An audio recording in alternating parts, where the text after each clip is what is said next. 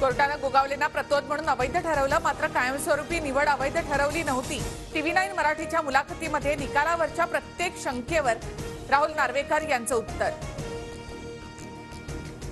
निकाल दिल्लीहून लिहून आल्यामुळे वाचनावेळी नार्वेकर अडखळले। विरोधकांचा आरोप, तर 200 पानांचं निकाल पत्र वाचताना कोणीही अडखळणारच, त्यामध्ये नवीन काय? विधानसभा अध्यक्ष राहुल नार्वेकर यांचं उत्तर। शिवसेना पक्ष शिंदेना दिल्यानंतर सोशल मीडियातून राहुल नार्वेकरांना ट्रोल करण्याचा प्रयत्न, तर कुछ तो लोग कहेंगे पण माझा निकाल कायद्यानुसारच, नार्वेकरांचं ट्रोलर्सना उत्तर। हुकुमशाही आणि घराणेशाहीचा पराभव, मुख्यमंत्री शिंदेंचा हल्लाबोल, तर गोगावलेंची याचिका फेटाळली। अध्यक्षांवर दबाव होता का, याबाबत चर्चा करणार शिंदेंची माहिती। शिंदेंचीच शिवसेना कायदेशीर असल्याचा नार्वेकरांचा निकाल, महाराष्ट्रात मजबूत सरकार असून आम्ही कार्यकाळ पूर्ण करू, उपमुख्यमंत्री देवेंद्र फडणवीस यांची प्रतिक्रिया। घराणेशाहीचा आरोप करता मग श्रीकांत शिंदेंची ओळख काय, राऊतांचा शिंदेंवर पलटवार, तर नार्वेकरांचा निकाल म्हणजे मॅच फिक्सिंग, राऊतांचा आरोप।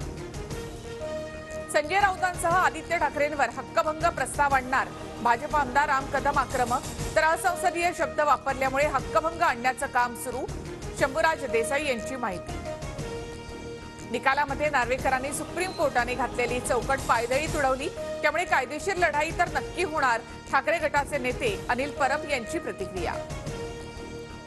राहुल नार्वेकरांचा निकाल अन्यायकारक, सर्वसामान्य जनतेपर्यंत निकाल पोहोचवणार, ठाकरे गटाच्या बैठकीत रणनीती ठरली। एसटी कर्मचाऱ्यांना अद्यापही डिसेंबरचा पगार नाही, सवलत प्रतिपूर्तीची रक्कम महामंडळाच्या खात्यात आली नसल्यामुळे पगार रखडल्याची माहिती। गुंडा शरद मोहोळ हत्या प्रकरणात आरोपींना पिस्तूल पुरवणाऱ्या दोघांना गुन्हे शाखेकडून अटक, तर पुण्यामध्ये शरद मोहोळचा देशभक्त असा उल्लेख करणारे बॅनर्स झळकले। ट्रक चालकांच्या संपाचा कांदा लिलावावर परिणाम, अहमदनगरच्या नेप्ती बाजार समितीमध्ये कांदा लिलाव बंद, तर अमरावतीमध्ये चालकाचं मुंडन करत आंदोलन। 31 जानेवारीपासून संसदेचे अर्थसंकल्पीय अधिवेशन, 1 फेब्रुवारीला बजेट सादर होणार। केंद्र सरकारच्या वार्षिक स्वच्छता सर्वेक्षणामध्ये महाराष्ट्राचा पहिला क्रमांक, तर स्वच्छ सर्वेक्षण 2023 मध्ये नवी मुंबईला देशातील तृतीय क्रमांकाच्या स्वच्छ शहराचा बहुमान।